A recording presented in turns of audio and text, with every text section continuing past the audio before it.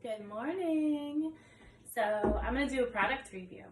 This is an iced coffee maker. Let's see how it works. You take it, you put it in the freezer overnight. It's got some sort of liquid in there that it freezes. It is very cold.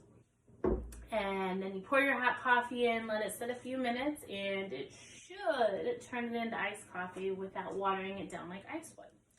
So I brewed myself a cappuccino. Let's see what happens. So pop the lid,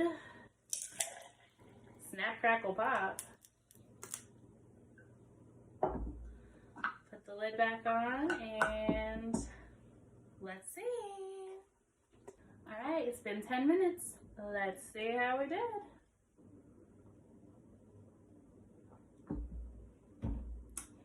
Well, it's not cold, but it's not hot either.